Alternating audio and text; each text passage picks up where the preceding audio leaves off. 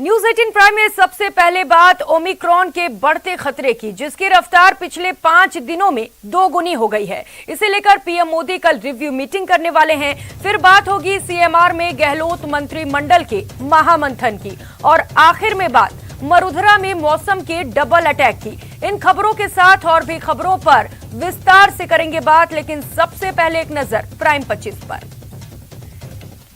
देश में ओमिक्रॉन के बढ़ते मामलों के बीच पीएम मोदी कल रिव्यू मीटिंग करेंगे। मीटिंग में देश में कोरोना के हालात की समीक्षा की जाएगी।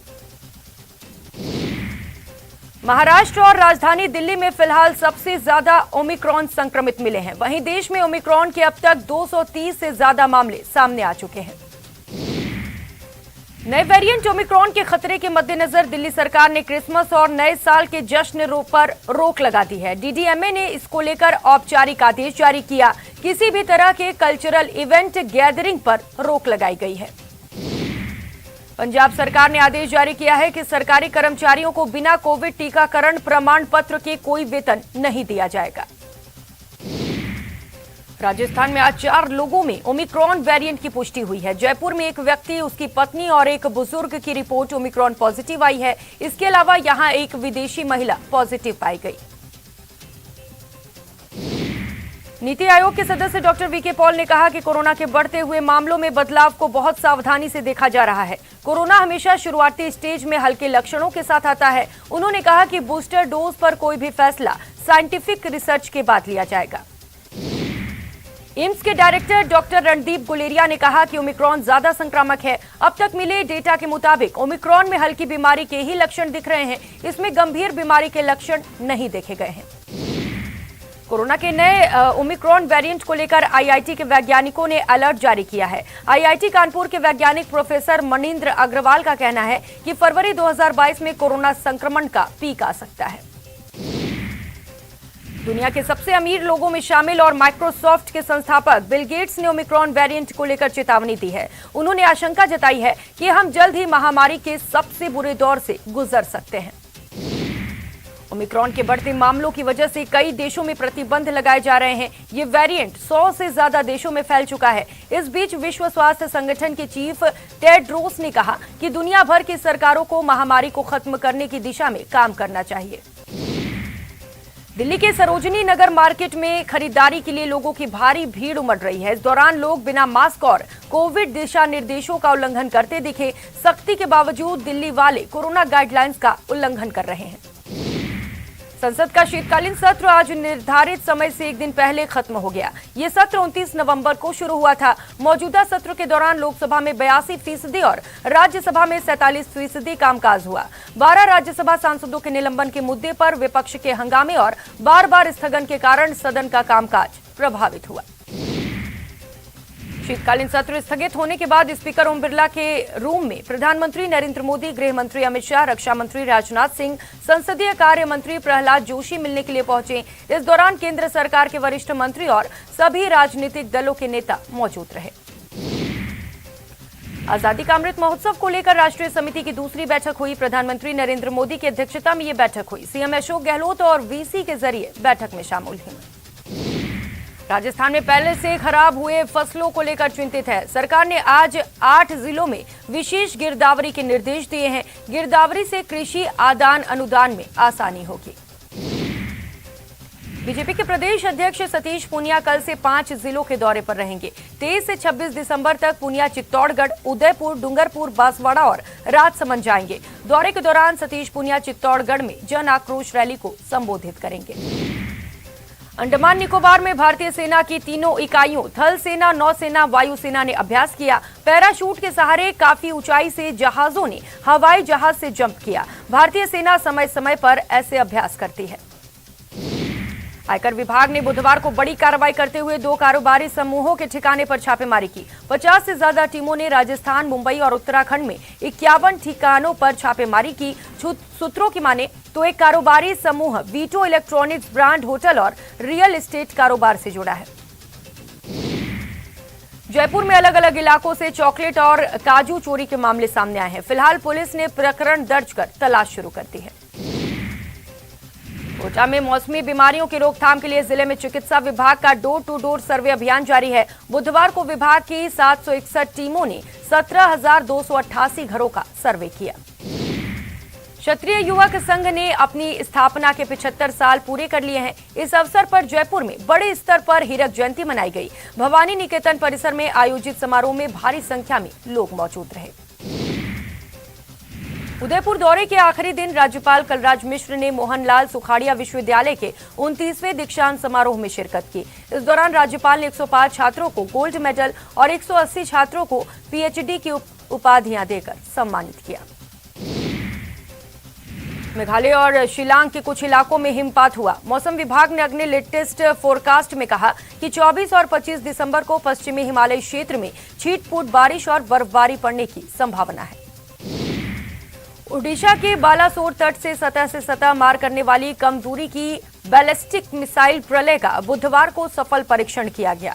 Defence research and development organisation के मुताबिक ये मिसाइल 150 किलोमीटर से 500 किलोमीटर तक के टारगेट को आसानी से तबाह कर सकती है।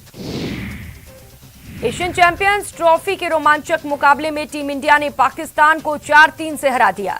मैच में मिली जीत के साथ ही भारतीय टीम ने न सिर्फ ब्रॉन्ज मेडल पर कब्जा जमाया बल्कि इस टूर्नामेंट में तीसरे स्थान पर फिनिश किया। वहीं पाक टीम चौथे पायदान पर रही। शीतकालीन सत्र अनिश्चित काल के लिए स्थगित सत्र के बाद स्पीकर से प्रधानमंत्री नरेंद्र मोदी, गृह मंत्री अमित शाह ने मुलाकात की। रक्षा मंत्री, संसदीय कार्य मंत्री भी उनसे मिलने पहुंचे। केंद्र सरकार के वरिष्ठ मंत्री और सभी राजनीतिक दल के नेता भी वहां पर मौजूद रहे। तो सत्र के स्थगित होने के बाद स्पीकर से सभी गणमान्य लोग मिलने आते रहे।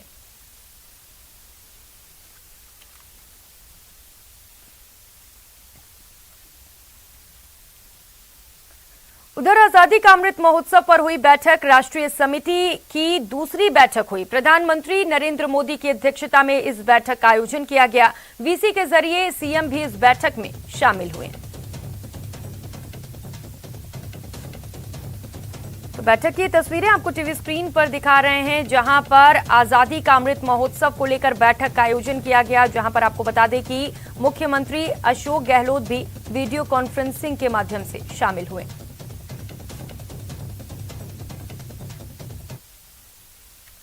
अगली खबर का रुख करेंगे। देश भर में कोरोना वायरस का नया वेरिएंट ओमिक्रॉन तेजी से फैल रहा है और केंद्र सरकार राज्यों के साथ मिलकर इस वेरिएंट को फैलने से रोकने में जुटी है। पीएम मोदी खुद अब गुरुवार को बैठक कर तैयारियों की समीक्षा करने वाले हैं।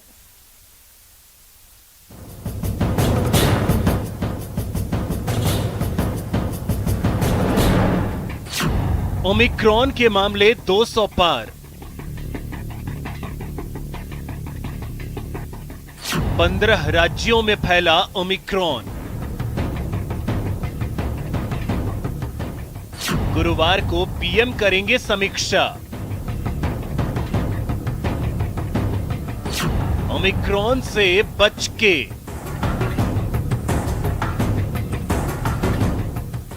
कोरोना वायरस के नए वेरिएंट ओमिक्रॉन से पूरी दुनिया जूझ रही है। अब तक ये भारत समेत 106 देशों में फैल चुका है। भारत में ओमिक्रॉन के मामले बढ़कर 213 हुए। 15 राज्यों में ओमिक्रॉन के मामले दर्ज। जम्मू कश्मीर, ओडिशा और लद्दाख में मिले नए मामले। दिल्ली में 57, महाराष्ट्र में 54 और तेलंगाना में 24 संक्रमित। कर्नाटक में 19, राजस्थान में 22, केरल में 15, गुजरात में 14 संक्रमित। जम्मू कश्मीर में 3, ओडिशा और उत्तर प्रदेश में 2-2 मरीज मिले। आंध्र प्रदेश, चंडीगढ़, लद्दाख, तमिलनाडु और पश्चिम बंगाल में 1-1 मरीज मिला। ओमिक्रॉन से 90 मरीज स्वस्थ हुए। अभी तक जो भी डेटा आया है उसमें ओमिक्रॉन जो है वो माइल्ड इलनेस ही कर रहा है। डेटा यूके से है, डेनमार्क से है और साउथ अफ्रीका से है। स्वेयर इलनेस अभी इतनी नहीं देखी जा रही और जो माइल्ड सिम्टम्स हैं, फीवर, बॉडी एक्स, जुखाम, नज़ला, खांसी, इस टाइप के ही लक्षण देखे जा रहे हैं। ओमिक्रॉन को लेकर केंद्रीय स्वास्थ्य मंत्रालय ने सभी राज्य सरकारों को अलर्ट कर दिया है, जिसमें राज्य सरकारों को निगरानी बढ़ाने और जरूरत पड़ने पर नाइट कर्फ्यू लगाने सरीखे कदम उठाने को कहा गया है।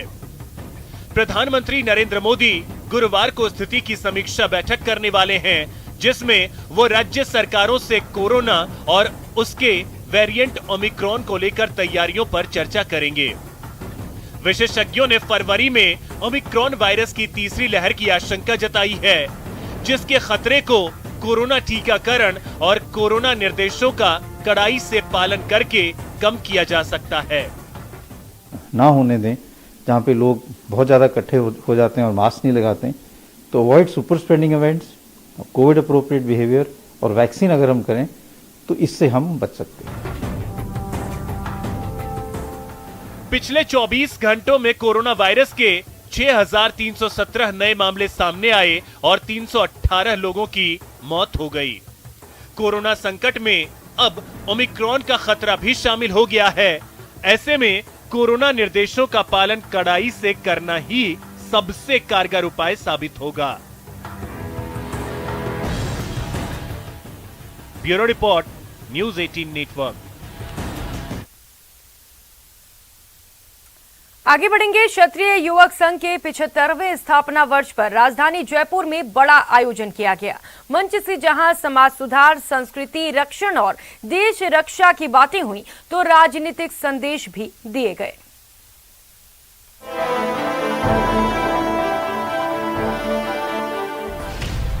हीरक जयंती पर देश भर के क्षत्रिय दिग्गज।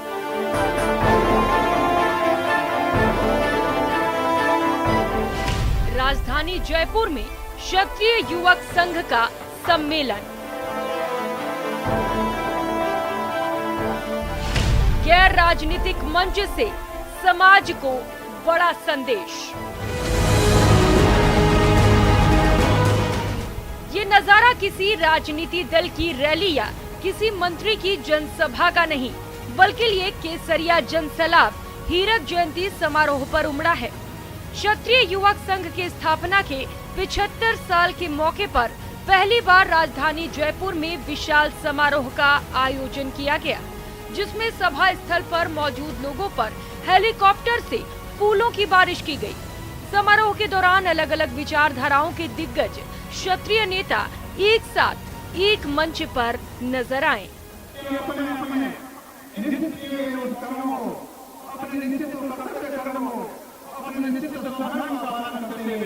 हम स्वयं अपना कल्याण करें, हमारे समाज का कल्याण करें और आज हम हमारे राष्ट्र का कल्याण करें, यही क्षत्रिय का संदेश है। पृथ्वीराज चौहान गुर्जर थे, इस तरह की बातें हो रही।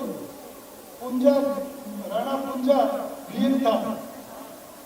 रामदेव जी पर भी अब जो थोड़ी सी उम्र की बात है, उस पर भी अधिकार हो रहा है तो हमारे लिए। ये जो इस प्रकार की प्रक्रिया चल रही है, उसके खिलाफ प्रयास किया जा रहा है। हालांकि समारोह राजनीतिक नहीं था, लेकिन जब एक जगह देश भर के दिग्गज नेता जुटे तो माहौल भी राजनीतिक बन गया। क्षत्रिय नेताओं ने राष्ट्र निर्माण में क्षत्रिय समाज के योगदान का जमकर बखान किया। वहीं समाज को निशाना बनाने वाले विरोधियों पर भी चुन चुन कर वार किया। समाज में चरित्र निर्माण के इस प्रवाह को, समाज में संस्कारों के पुनर्स्थापन के इस प्रवाह को श्री क्षत्रिय संघ ने जिस तरह से पिछले इतने वर्षों में समाज के जीवन में परिवर्तन लाने का जो काम किया है, आज हम सब लोग यहाँ उसे नमन करने के लिए एकत्रित हैं। छात्रदल किसी से भेदभाव करना नहीं सिखाता। छात्रदल एक बात कहता है, तराजू लो, दोनों परखो देखो, राजनीति का जब फैसला हो तो दोनों तराजू में रखो, जो आप पे काम करे उसका साथ दो। मतदान पर मतदान प्रयोग करते नहीं, हमारा मत प्रतिशत बहुत कम रहता है, हमारी भूमिका कम रहती है लोकतंत्र के युग में। क्षत्रिय संघ और प्रताप फाउंडेशन के नेतृत्व में राजस्थान की 200 विधानसभा में शिविर लगने प्रारंभ हुए और शिविर लगे 100% मतदान, एक तरफा मतदान और उसका सांसद परिणाम भी हमारे सामने आया। ऐसा ही सरलीकरण मैं गजेंद्र सिंह जी थे और राजेंद्र राठौड़ साहब से निर्णय करूंगा कि वो भारत सरकार में आप लोग अच्छी पोजीशन में हो, अच्छी अथॉरिटी में हो। जैसा राजस्थान में आर्थिक पिछड़ों को आरक्षण दिया है, उसी भांति भारत सरकार की नौकरियों में और पूरे देश में जवाब लागू होनी चाहिए। सम्मेलन में रोजगार के मुद्दे को जोर शोर से उठाया गया। आर्थिक आरक्षण का मुद्दा भी उठा, लेकिन जो बात दिल में थी वो सामने नहीं आई। सम्मेलन का संदेश जरूर साफ था कि आने वाली सियासत में क्षत्रियों को नजरअंदाज नहीं किया जा सकता है। न्यूज़ 18 के लिए जयपुर से दिनेश शर्मा की रिपोर्ट। यहाँ रुकेंगे एक छोटे से ब्रेक के लिए, लौटेंगे फौरन।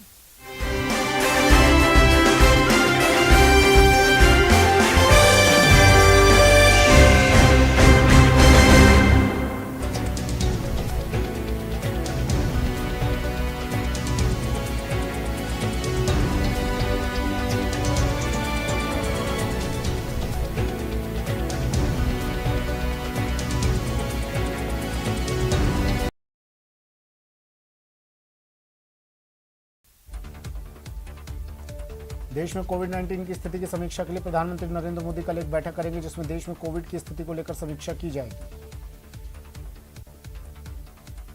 देश में कोरोना के मरीज एक बार फिर बढ़ने लगे हैं। देश में पिछले 24 घंटे में कोरोना के 6,317 नए केस सामने आए। वहीं कोरोना से 318 मरीजों की मौत हुई है। देश में ओमिक्रॉन के मामले तेजी से बढ़ रहे हैं। अब तक देश में 14 राज्यों में 224 केस सामने आ चुके हैं। ओमिक्रॉन के बढ़ते हुए मामलों को देखते हुए केंद्र सरकार ने राज्यों और केंद्र शासित प्रदेशों को पत्र लिखकर संक्रमण को रोकने के लिए कड़े कदम उठाने के निर्देश दिए हैं। कोरोना के नए वेरिएंट ओमिक्रॉन की वजह से भारत में फरवरी में कोरोना की तीसरी लहर आ सकती है। ये चिंता बढ़ाने वाली बात ताज़ा स्टडी में सामने आई। स्टडी के हवाले से भी कहा गया कि इससे भारत को चिंतित होने की बजाय सावधान रहने की जरूरत है। इजराइल में कोरोना वायरस के नए ओमिक्रॉन वेरिएंट की वजह से पहली मौत होने का मामला सामने आया। 60 वर्षीय बुजुर्ग ने ओमिक्रॉन के संक्रमण से इलाज के दौरान अस्पताल में दम तोड़ दिया। अमेरिका और ब्रिटेन के साथ साथ ओमिक्रॉन वेरिएंट अब यूरोप के कई देशों में भी पैर पसारता जा रहा है। यूरोप में WHO के शीर्ष अधिकारी ने सरकारों को ओमिक्रॉन वेरिएंट के चलते पूरे महाद्वीप में कोरोना वायरस के मामलों में महत्वपूर्ण वृद्धि के लिए तैयार रहने के लिए कहा है। साथ ही कहा कि हम एक और तूफान को आते हुए देख सकते हैं। आज दिल्ली में 385 AQI के साथ बहुत खराब में दर्ज किया गया। कल ही दिल्ली सरकार ने प्रदूषण को कम करने के लिए लगी रोक को हटा दिया, जिसमें निर्माण कार्यों को फिर से शुरू करने की छूट दे दी गई है और बाहर से आने वाले ट्रकों के प्रवेश को भी इजाजत दी गई है। यूपी के प्रयागराज में मंगलवार को प्रधानमंत्री नरेंद्र मोदी के कार्यक्रम में ड्यूटी पर लापरवाही बरतने वाले पुलिसकर्मियों के खिलाफ सख्त एक्शन लिया गया। एडीजी जोन के निर्देश पर 9 पुलिसकर्मियों को सस्पेंड किया गया, जिनमें 1 सब इंस्पेक्टर और 8 कांस्टेबल शामिल हैं। ये पुलिसकर्मी QRT टीम 6 में शामिल थे। भारत ने ओडिशा तट के पास सतह से सतह पर मार करने में सक्षम कम दूरी की बैलिस्टिक मिसाइल प्रलय का सफल परीक्षण किया। ये मिसाइल 150 किलोमीटर से 500 किलोमीटर के बीच निशाने को भेद सकती है। भारत ने ऑफसेट दायित्वों में देरी को लेकर दसॉल्ट एविएशन पर जुर्माना लगाया। कंपनी के साथ राफेल विमान की खरीद को लेकर डील हुई थी कि कितने का जुर्माना लगाया गया है, इस बारे में अभी जानकारी नहीं मिल सकी है। गहलोत कैबिनेट की बैठक आज शाम 7 बजे होगी। इसके बाद शाम 7:30 बजे मंत्रिपरिषद की मीटिंग होगी, जहां कोरोना समेत अन्य मुद्दों पर चर्चा होगी। राजसमंद के चारभुजा थाना क्षेत्र में चोरियों का खुलासा करते हुए पुलिस ने चोरी की बाइक और एक आरोपी को गिरफ्तार किया। बांदा जिले के हरनावदा शाहजी कस्बे में 5 दिन पहले हुई बर्तन व्यापारी की हत्या के मामले में पुलिस ने 4 आरोपियों को गिरफ्तार किया है। फिलहाल पुलिस आरोपियों से पूछताछ में जुटी है। दौसा जिले के मानपुर इलाके में दिल्ली एयरपोर्ट पर नौकरी करने वाले एक युवक के साथ उसके ही दोस्तों द्वारा मारपीट का मामला सामने आया है। टोंक के पीपलू में आबकारी विभाग के दल ने कई गांवों में दबिश देकर अवैध हथकढ़ शराब बनाने वालों के खिलाफ कार्रवाई करते हुए 2000 लीटर वॉश नष्ट किया। साथ ही शराब बनाने के उपकरण को भी जब्त किया। भीलवाड़ा के जहाजपुर थाना इलाके के रतनपुरा गांव में एक परिवार को बजरी से भरे ट्रैक्टर को रोकना भारी पड़ गया। ट्रैक्टर चालक और उसके साथियों ने परिवार के लोगों के साथ मारपीट की। श्रीगंगानगर के सादुल शहर में ट्रैक्टर ट्रॉली ने बिजली के पोल में टक्कर मार दी, जिससे बिजली का खंभा उखड़कर जमीन पर आ गिरा। गनीमत ये रही कि हादसे के समय कोई बड़ा हादसा नहीं हुआ। भीलवाड़ा में हिंदुस्तान जिंक की खदान में चार्जिंग मशीन में शॉर्ट सर्किट होने से खदान में अचानक आग लग गई। हादसे में खदान में काम कर रहे 6 से ज्यादा मजदूर आग की चपेट में आने से झुलस गए। मौके पर पहुंची दमकल ने आग पर काबू पाया। श्रीगंगानगर के सूरतगढ़ में मुख्य बस स्टैंड के पास केनरा बैंक में आज तकनीकी खराबी के चलते अचानक खतरे का सायरन बजने लगा। सायरन सुनकर एक बार आसपास के लोगों में अफरा तफरी मच गई। हनुमानगढ़ के रामगढ़ माइनर नहर में छेड़छाड़ के विरोध में 4 किसान पिछले 9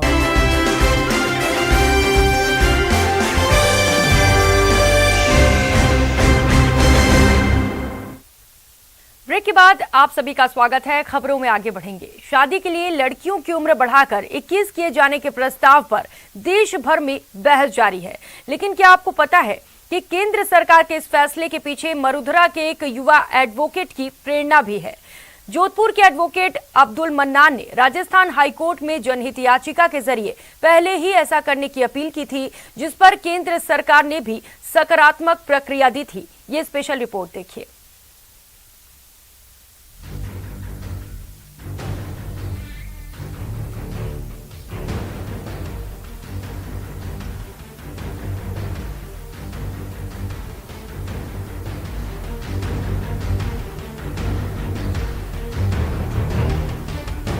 जब से ये निर्णय निकला है कि मतलब 21 एज कर दी गई है गर्ल्स की, तो हमें एक प्रॉपर टाइम मिल रहा है कि हम अपने करियर के ऊपर फोकस कर सके। और जाहिर है कि अगर फाइनेंशियली डिपेंडेंट हो गए तो फैमिली के अंदर खुशियों की गारंटी पक्का होगी। तो मैं इस पर्सनली इस फैसले से बहुत खुश हूँ और सारी लड़कियां भी होंगी। 21 की उम्र पर मरुधरा की प्रेरणा। लड़का लड़की फर्क नहीं, अब इस कहावत पर संवैधानिक मान्यता की मुहर लगने जा रही है। साथ ही साथ समानता के अधिकार की भी कहीं न कहीं पैरवी होती इस संशोधन कानून के जरिए नजर आ रही है। राजस्थान हाई कोर्ट में चल रही सुनवाई और उसमें ये एक्सप्लेन किया गया कि जो लड़की की 18 साल कानूनी प्रावधानों में उम्र है वैवाहिक शादी के लिए और 21 साल लड़के के लिए, वो पूर्ण रूप से आर्बिट्रेरी, अनजस्ट है और ये कानूनी प्रावधानों का उल्लंघन करती है। ये संविधान के विपरीत है। Article 14, 15 and 21 of the constitution का वायलेशन करती है। केंद्र सरकार ने लड़कियों की विवाह की उम्र 21 वर्ष करने को लेकर बाल विवाह प्रतिषेध संशोधन विधेयक पेश कर दिया है। इस मामले को लेकर अलग अलग जगह चर्चाओं का दौर जारी है। आपको बता दें कि राजस्थान हाई कोर्ट में ये मामला पहले से ही चल रहा था। मिलिए युवा एडवोकेट अब्दुल मन्नान से, जिन्होंने एक जनहित याचिका के जरिए शादी के लिए लड़के और लड़की की उम्र एक समान करने की अदालत से गुहार लगाई थी। मैंने माननीय उच्च न्यायालय जोधपुर के समक्ष एक जनहित याचिका दायर की थी। उसमें शादी की जो उम्र है लड़का और लड़की की कानूनी प्रावधानों के अनुसार 18 और 21, इस संदर्भ में मैंने माननीय न्यायालय को अवगत कराया कि भाई इसको यूनिफॉर्म कर देनी चाहिए। और अब एक नजर क्राइम टॉप 10 पर। चित्तौड़गढ़ में बस स्टैंड पर कुछ बदमाशों ने एक शख्स पर लाठी और डंडों से वार कर दिया। मारपीट का वीडियो वायरल होने के बाद पुलिस ने मामले में जांच शुरू कर दी। भीलवाड़ा शहर के बस स्टैंड के सामने एक युवती ने युवक की सरेराह पिटाई कर दी। युवती ने पिटाई करते हुए अपने साथी से वीडियो भी बनवाया। बूंदी में एक कलयुगी बेटे ने अपनी मां पर चाकू से जानलेवा हमला किया। हमले में मां गंभीर रूप से घायल हो गई। पुलिस मामले की जांच कर रही है। धौलपुर में पुरानी रंजिश में नकाबपोश बदमाशों ने एक युवक पर लाठी और सरियों से जानलेवा हमला कर दिया, जिससे युवक गंभीर रूप से घायल हो गया। कोटा में एक शातिर चोर ने एक दुकान के बाहर रखी साइकिल चोरी कर ली। चोरी की वारदात सीसीटीवी कैमरे में कैद हो गई। जयपुर में अलग अलग इलाके के शातिर चोरों ने चॉकलेट और काजू चोरी कर लिए। फिलहाल पुलिस ने मामला दर्ज कर तफ्तीश शुरू कर दी। ट्रक से राशन का गेहूं उतारकर घर में रखने के मामले में डूंगरपुर पुलिस ने घर के मालिक को गिरफ्तार किया। पुलिस ने आरोपी के घर से 8 कट्टों में भरा 4 क्विंटल राशन का गेहूं बरामद किया। प्रतापगढ़ पुलिस ने 72 घंटे की कड़ी मशक्कत के बाद 5000 के नामी बदमाश को गिरफ्तार किया। बदमाश राजस्थान और एमपी में कई वारदात को अंजाम दे चुका है। जयपुर आयकर विभाग ने बड़ी कार्रवाई करते हुए 2 कारोबारी समूहों के ठिकानों पर छापेमारी की। प्रारंभिक जांच में दोनों समूहों के ठिकानों से लेन देन के दस्तावेज मिले हैं, साथ ही नकदी और ज्वेलरी भी मिले हैं। कोटा में एनडीपीएस कोर्ट ने 2 स्मैक तस्करों को 7-7 साल में कठोर कारावास की सजा सुनाई, साथ ही 1,40,000 का जुर्माना भी लगाया। इस बुलेटिन में फिलहाल इतना ही। खबरों का सिलसिला जारी है, बने रहिए हमारे साथ। नमस्कार।